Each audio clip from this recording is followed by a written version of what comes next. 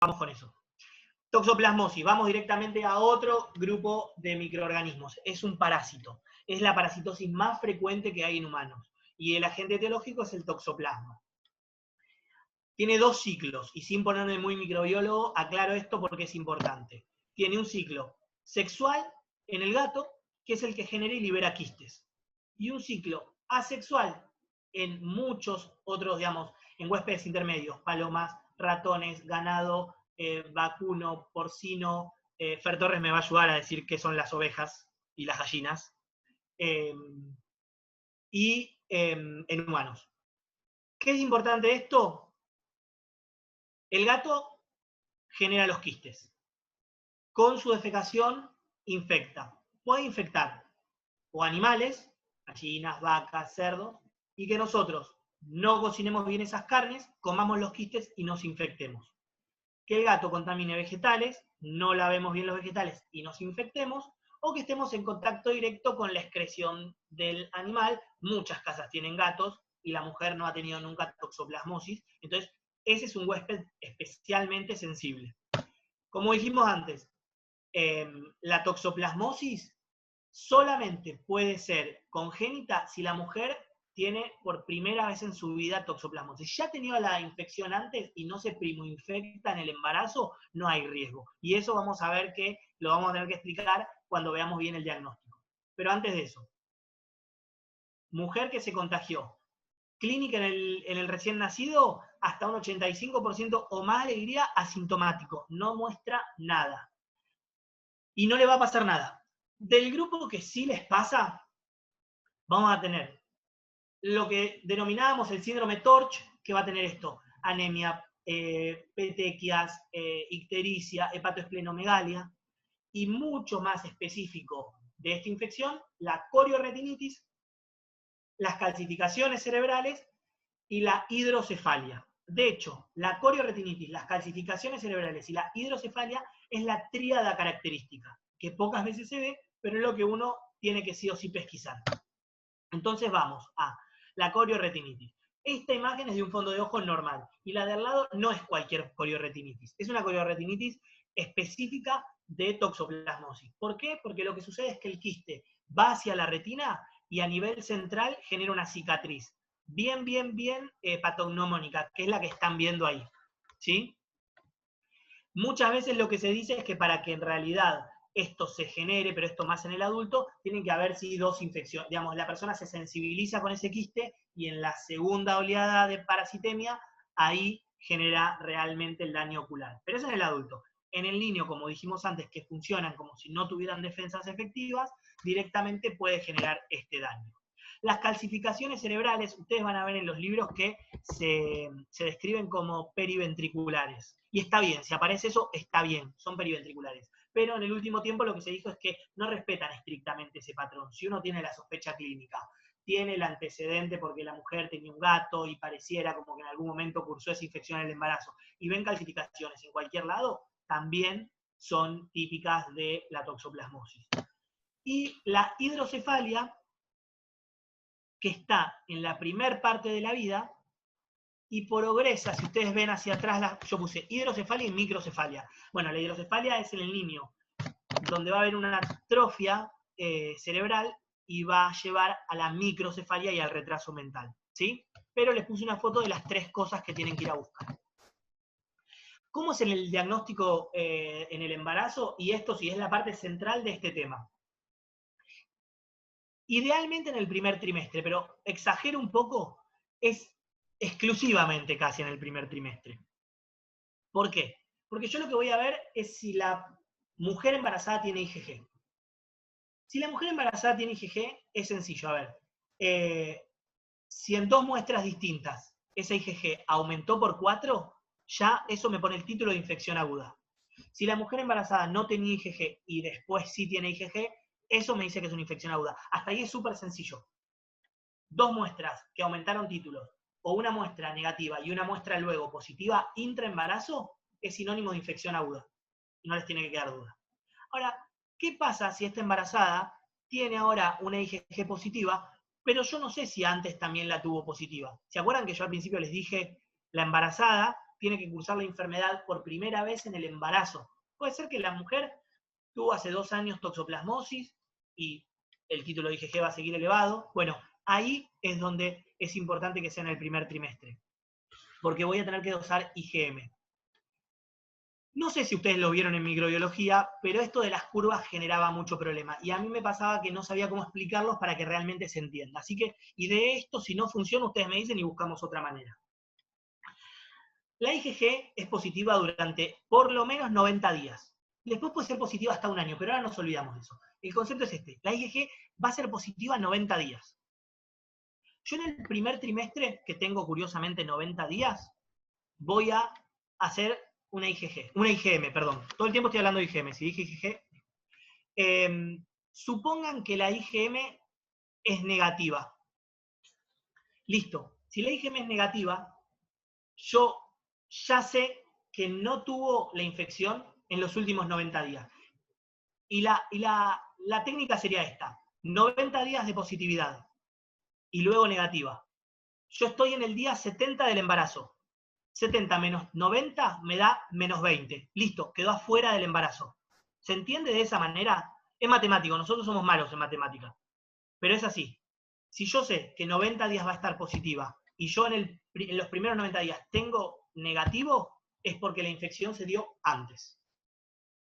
Puede ser que esto suceda de esta manera y festejamos todos, por lo que IgG positiva, IgM negativa en primer trimestre ya pongo como que es una toxo pasada, o puede ser que me complique y tenga IgG positiva e IgM positiva.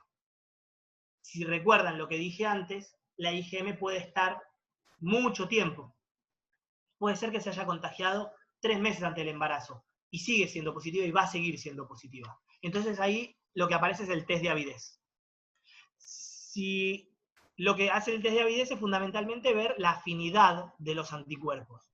Si tienen alta avidez, es decir, si hicieron súper específicos, es porque la infección es pasada. Le di tiempo a mi sistema inmune a que haga esos anticuerpos súper específicos. Entonces, yo digo, bueno, esta infección fue hace mucho tiempo. Si los anticuerpos todavía no son tan específicos, tienen baja avidez, eso me inclina la balanza hacia que la infección fue reciente. Y ahí presto mucha más atención porque puede ser una sífilis, una toxoplasmosis congénita. ¿Por qué recién dije que idealmente tiene que ser el diagnóstico en el primer trimestre de embarazo? Porque supongan que yo tengo una IgG positiva. Hago una IgM en el día 120 y me da negativa. Yo resto 90. Puede ser que la mujer se haya infectado, hecho IgM y bajado la IgM adentro del embarazo. Y tuvo la primoinfección. Yo nunca lo voy a saber, porque mi ventana es mucho más grande que lo que la IgM iba a estar positiva. Este concepto es raro, es difícil de entender, pero después si quieren lo charlamos de vuelta y me preguntan todas las dudas que tengan. ¿Sí? Bien. Importante, como dijimos antes, la embarazada tiene gato, come ensalada, come carne. Bueno, nunca tuvo la infección, tengo que hablar muchísimo con ella porque son personas súper susceptibles de enfermarse. Tiene que lavar bien la verdura, tiene que cocinar bien la carne y tiene que tener mucho cuidado con la limpieza del gato. Voy a decir algo que es solamente a modo, anecdótico. En Francia la carne se come semicruda. Ustedes no sé si alguna vez vieron, pero es vuelta y vuelta y el centro está crudo. Y se hace casi mensualmente la serología para toxoplasmosis, porque es una infección muchísimo más frecuente de la que hay en Argentina, producto del mal consumo, de la costumbre que tienen de consumir carne prácticamente cruda. Bien, entonces,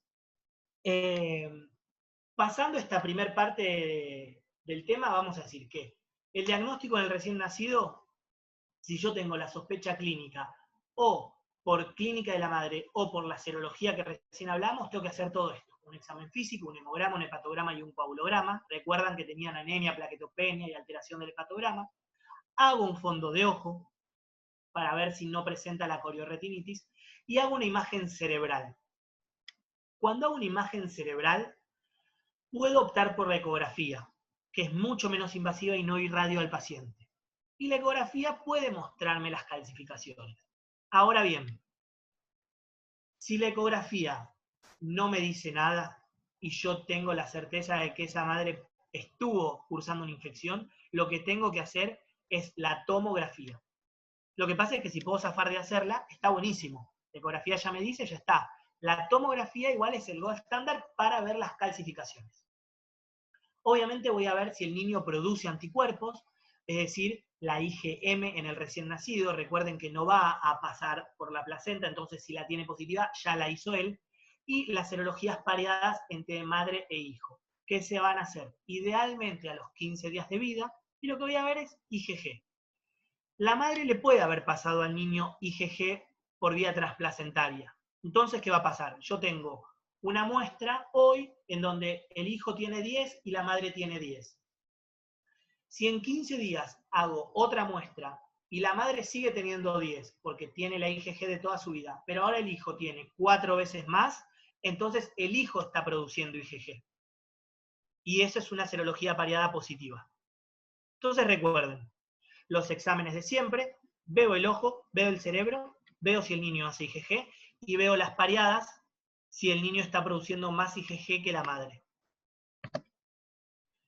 Al niño lo que voy a hacer es tratarlo, lo voy a tratar con pirimetamina, sulfadiazina y ácido folínico. Existe otro esquema que es la espiromicina. La espiromicina lo que tienen que entender es que se da solo en el embarazo. Acá no hablamos de la madre, pero vamos a decir esto. La pirimetamina lo que tiene es mucha menor potencia que este esquema. Lo que pasa es que es sumamente teratogénico. Entonces no me conviene tratar al niño con un esquema que pueda hacerle daño per se, porque si no genera la anoxia, la toxoplasmosis, la voy a generar yo. La pirimetamina y la sulfadiazina son mucho, mucho más efectivos, tienen mucha más potencia terapéutica. ¿Y alguien sabe por qué se da ácido folínico? Acá también, de vuelta, hago la pregunta. Pueden hablar si quieren. Yo tengo una pregunta que no es la respuesta a eso. Si querés, espera, decimos esto y me haces la pregunta, porque terminamos ya con Toxo con esto. Lo que sucede es esto. Porque son antifólicos. Exactamente, perfecto. ¿Qué pasa? Ah, para la replicación Sí, si tienen del ganas. toxoplasma. Es así, no. Claro, muy bien, es así. La pirimetamina lo que va a hacer va a inhibir una enzima que lo que hace es transformar el ácido fólico en ácido folínico. ¿Sí? Y de esta manera lo que hace es inhibir que se genere ADN en el toxoplasma, tal cual. Es de hecho mucho más potente en el parásito que en el humano. Pero va a afectar al humano. Nos va a deprivar del ácido fólico, en realidad del ácido folínico, que es en lo que se tiene que producir el ácido fólico. Entonces, siempre tenemos que asociar ácido folínico como suplemento porque el ácido fólico no se está convirtiendo en tal. Le doy por afuera ácido folínico. Le doy este tratamiento que es teratogénico, pero ya no me importa porque el niño nació y es sumamente potente. A la embarazada la cuido más, le doy un tratamiento que no le va a hacer mal al feto, que es la espiromicina, y voy viendo cómo van haciendo los controles. Y obviamente los corticoides solamente van a usarse en caso de que haya compromiso evidente a nivel central o en la corioretinitis. ¿Sí? Todo esto lo voy a hacer durante por lo menos un año.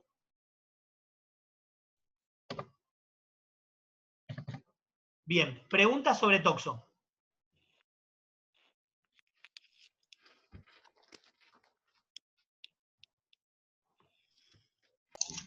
Pregunta, sí. ¿A qué edad se manifiestan normalmente? O sea, ¿cuánto recién cuando nace ya aparecen los síntomas? Mirá, ¿O ya puede Julián, decir que, no, que sí, que fue asintomático si no nació con síntomas? Eso. no, lo que uno ve es que si tiene la sospecha de que la madre ha sido positiva durante el embarazo, va siguiendo al paciente y el paciente nunca expresa clínica, ¿sí?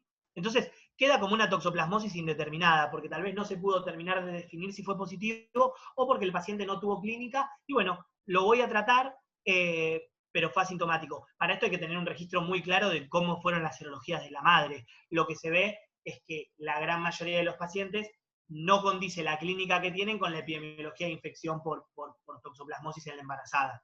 Después, tu primera pregunta en realidad es muy interesante. ¿Cuándo lo va a expresar? Y eso lo hablo para todas las infecciones congénitas o perinatales. Lo va a expresar desde el primer día hasta en los primeros meses. No hay una regla para esto. Lo que a mí me tiene que importar es que cuanto antes yo pueda evidenciarlo o sospecharlo y lo trate, menor van a ser las secuelas a largo plazo.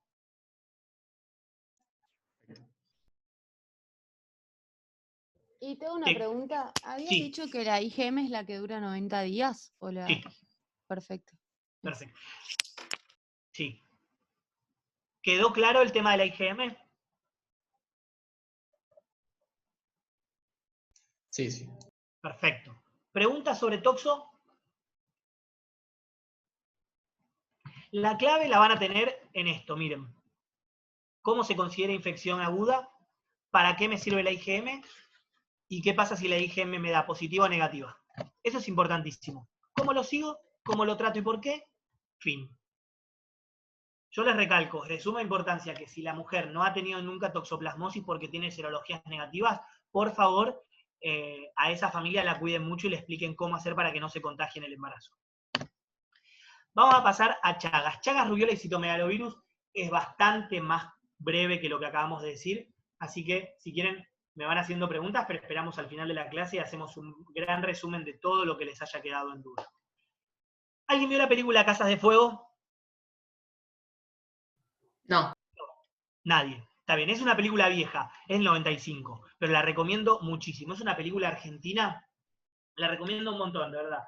Y es la historia de Salvador Massa. Ustedes saben, la enfermedad de Chagas-Massa.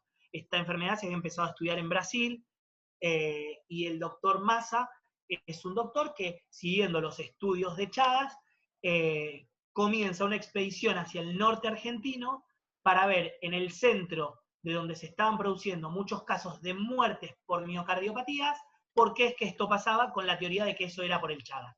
Más allá de lo anecdótico del Chagas sí o Chagas no, tiene frases muy lindas, como por ejemplo, en un momento dice, los laboratorios y las farmacéuticas están en Buenos Aires, mientras la enfermedad está en el norte. Digo, es una persona que, y es una historia real, se fue hasta en 1920, creo, el fin del mundo, para ir a buscar ahí la enfermedad y la cura. La recomiendo muchísimo. Pero bueno, volviendo a la clase, el Chagas es una zoonosis, está descrita por el doctor Chagas, completada por Massa 20 años después. Es una enfermedad también producida por un parásito. El parásito es la vinchuca, el Triatoma infestans, y se produce fundamentalmente, el insecto es la vinchuca y el parásito es el Trypanosoma cruzi, ¿sí? Ahí está el parásito y ahí está la chinche. Bien. La enfermedad en el adulto va a tener 3 fases. Una fase aguda, en la cual vamos a tener el famoso chagoma de inoculación, que no siempre está presente. Vamos a tener adenopatía, fiebre, mal estado general. Posteriormente a esto va a pasar una fase crónica indeterminada, en donde no tengo síntomas. Y posterior a esto vamos a tener una fase crónica sintomática, que lo mismo que lo que hablábamos en la sífilis, es consecuencia de una infección que pasó inadvertida durante muchísimo tiempo. Y en especial va a afectar a los vasos, al corazón, al sistema nervioso central y periférico y a los huesos. Vuelvo para atrás así no les muestro la respuesta. Ustedes, con todo lo que saben de la vinchuca, que tiene hábitos nocturnos, que pica, que después defeca en la picadura, ¿cómo piensan que es la forma más frecuente de generación de nuevos casos de Chagas hoy? ¿Vectorial o vertical? Vertical. Vertical. Perfecto. Y es una clase de infección perinatológica, no les haría esa pregunta si no. Pero lo que tienen que entender es esto, y es muy importante. La gran mayoría de niños con Chagas son hijos de madres con una infección crónica y asintomática. Pasó inadvertida la inoculación, no saben que la tienen.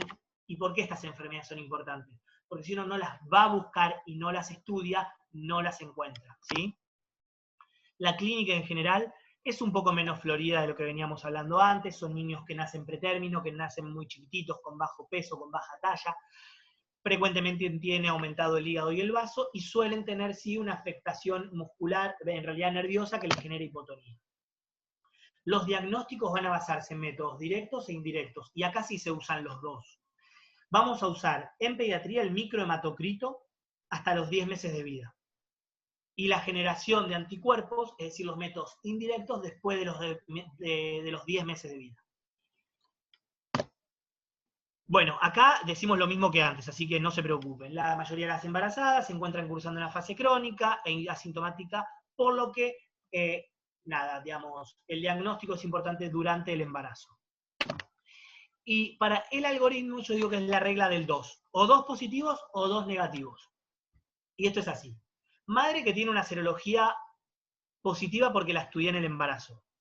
Al niño le hago un microhematocrito para ver si tiene el parásito. ¿Me da positivo? Ya está infectado, tengo que hacer tratamiento. ¿Me da negativo? Y ahí espero hasta los 10 meses para ver si hace serologías. ¿Sí? Entonces, 2 positivos, trato. 1 positivo y 1 negativo, espero a los 10 meses. De los 10 meses desempato. Si la serología vuelve a ser negativa, 2 negativos, le doy el alta. Si la serología es positiva, ahora sí, vuelvo a tratar. Es sencillo este algoritmo. Lo van a ver y van a ver que es bastante fácil. Lo importante es saber que son métodos directos hasta los 10 meses y después anticuerpos. Y el tratamiento, lamentablemente no hay drogas muy nuevas, es el nifurtimox y el besniazol, se hace durante 2 meses. Son drogas muy tóxicas y en general no se logran terminar. Pero lo que sí tengo que saber es que con 30 días hecho el tratamiento puedo considerarlo que está bien. Menos de 30 días tengo que nuevamente reiniciarlo después de un tiempo. Y lo que en general produce son vómitos, digamos, intolerancia a la vía oral y afectación hepática. ¿Sí? Cada 6 meses voy a ir realizando los controles adecuados, el primer año y luego anualmente, hasta que en 2 controles negativos en 2 controles consecutivos sea negativo. Es la regla del 2 el Chagas, chicos. No hay otra vuelta. No se debe iniciar durante el embarazo el tratamiento porque tiene un alto riesgo teratogénico. ¿Sí? Nos queda rubiola y citomegalovirus. Miren, la rubiola estaba tentado en algún momento de incluso sacarla de la clase. Es una enfermedad que ha generado muchas epidemias antes de la aplicación de su vacuna. Se hicieron hace varios años muchas campañas, con lo cual hoy es bastante infrecuente verla, ¿sí? Y lo otro que tiene como algo negativo es que es una enfermedad exantemática, que muchas veces en la embarazada va sin advertida. Si no es en la embarazada, la enfermedad tiene un curso benigno y nunca genera complicaciones, o rara vez las produce. Previa a las 20 semanas, como es una etapa crítica de la formación del embrión, los efectos son mucho más graves, ¿sí? Y como dice la Filmina, dijimos antes, la vacunación disminuyó considerablemente los casos, hoy es bastante raro ver, pero está bien saber cuándo tenemos que sospecharla. La clínica va a tener 3 sitios principales de impacto. Cardíaca, en general puede dar miocarditis o estenosis de los grandes vasos. Va a generar hipoacusia o microcefalia. Hoy por hoy, si pensamos en microcefalia desde el nacimiento, tenemos que pensar de una enfermedad emergente como es el Zika o en la rubiola. Y afectación oftalmológica, como es la microoftalmia y las cataratas.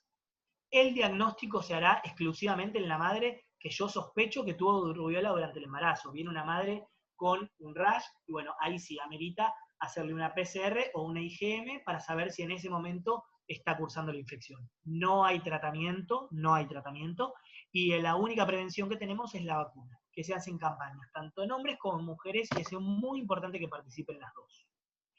Y para terminar, y ahora sí, quiero dejar un tiempito, por eso me estoy apurando, para que podamos charlar tranquilos, citomegalovirus. Es un virus de la familia herpes. ¿Cómo se comportan los virus de la familia herpes?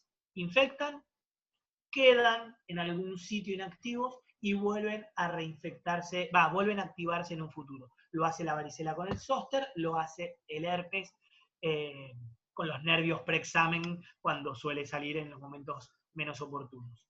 Suele permanecer en la forma muy latente, suele dar una prima infección muy tenue y presenta reactivaciones a lo largo de toda la vida, ¿sí? Las reactivaciones, como dijimos antes, son tenues, no es como el herpes simple. Pueden ser síndromes linfoganglionales, cuadros febriles, cuadros gripales y nada más.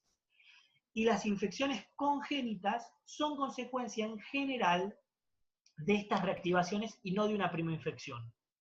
Aunque es muy importante entender que si la noxa se da por una primoinfección, es mucho más severo que si se da por una reactivación. En el adulto, como dijimos, suele ser casi siempre asintomático o dar un síndrome mononucleosiforme. En el niño sintomático suele dar la clínica que venimos viendo. Los RCIU, hepatoesplenomegalia, afectación del hepatograma, puede presentar microcefalia y calcificaciones cerebrales, afectación ocular e hipoacusia. No sepan la lista, digamos, no tiene nada patognomónico el citomegalovirus, ¿sí? Así que tal vez en otras entidades sí hablamos, che, bueno, esto es de acá. Citomegalovirus, lo más importante para mi gusto es saber esto. No se hace screening de rutina salvo a estos 4 escenarios. La embarazada que curse un síndrome mononucleosiforme, similar a la rubiola, digamos. Si yo mientras le voy haciendo ecografías voy viendo que hay signos de infección congénita, no sé cuál, pero digo, ahí ya sí, paro las alarmas y reviso todas las que habitualmente no reviso. Que la embarazada presente una hepatitis que no tenga una etiología clara, que no tenga una serología para hepatitis A o una infección aguda por hepatitis B en ese momento en una persona sin vacunación.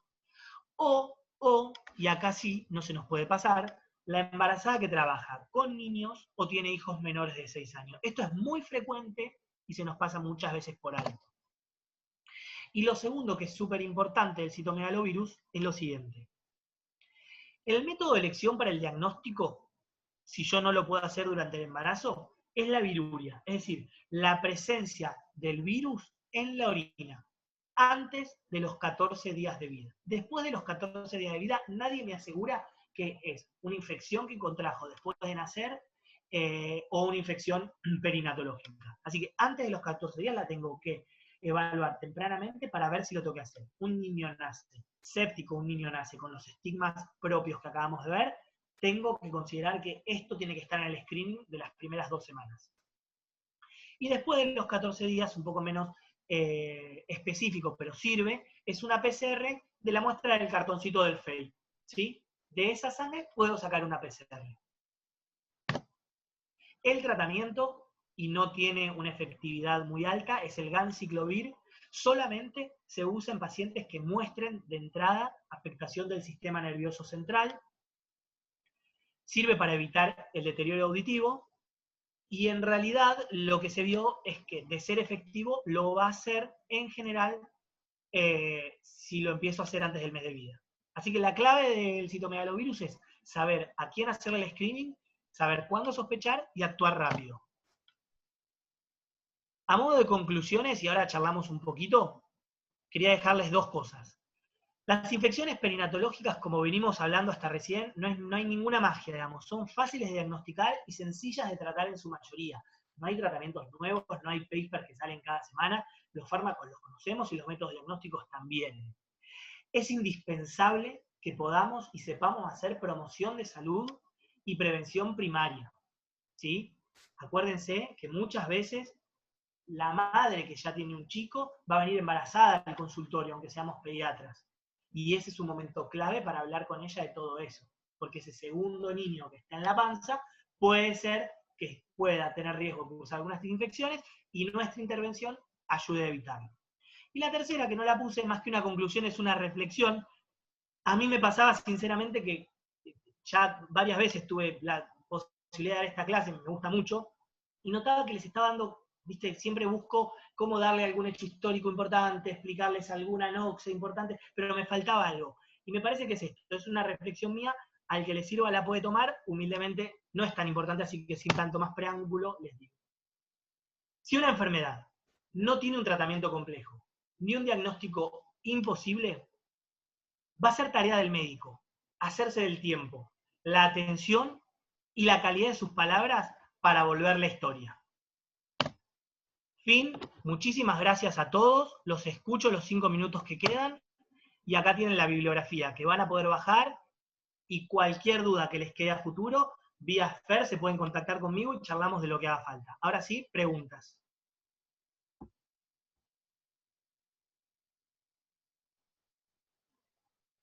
Pedro, si querés deja de compartir la pantalla, Bárbaro. salvo que tengas que volver para alguna... Por ahora no, si surge, volvemos. Nos quedan 5 minutos y contando.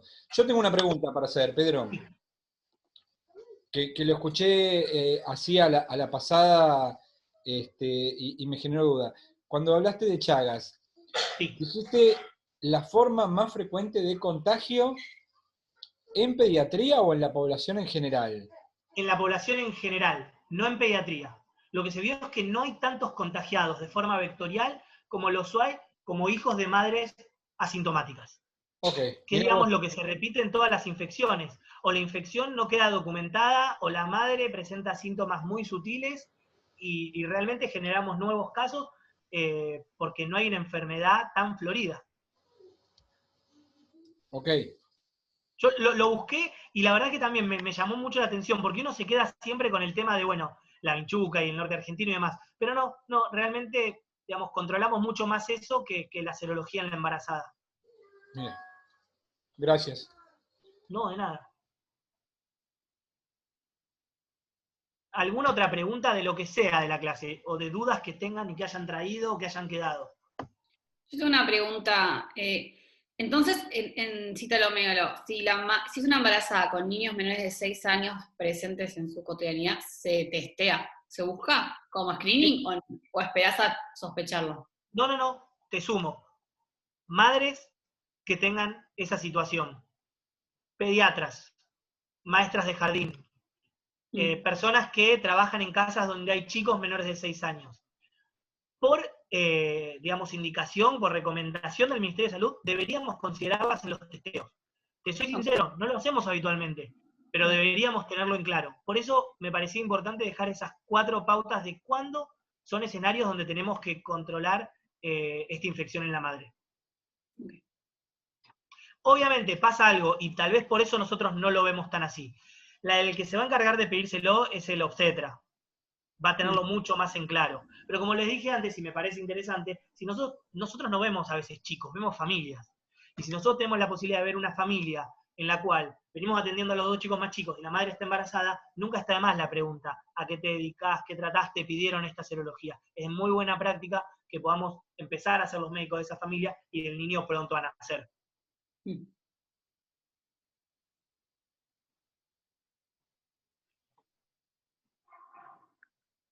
¿Alguna otra pregunta? No hay preguntas tontas, nada no hay problema, yo abro otro Zoom si hace falta, no hay ninguna duda. ¿Quedó todo claro? Me alegro muchísimo. Muchas gracias por la atención, realmente. Muchas gracias por las preguntas. Hay cosas de la clase que me sirven para mejorar y cosas que me ayudan a... Las preguntas la verdad que son fundamentales. No dejen de hacer nunca ninguna pregunta tonta porque ayudan a llevar la clase y generan conocimientos que no estaban previstos dar. Gracias. Muchísimas gracias, Pedro. Gracias.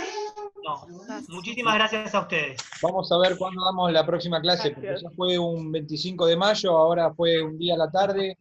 No sé, estoy pensando quizás un sábado tipo 10 de la noche la próxima, si te va. 10 de la noche con alguna cerveza o un vino. Lo que salga. Pero bueno, anda pensándolo, por favor. Nos permita la pandemia. Saludos a todos y mil gracias. Nos vemos. Chao, gracias. Hasta mañana, chicos. Gracias. Gracias. Chao, chao, chao.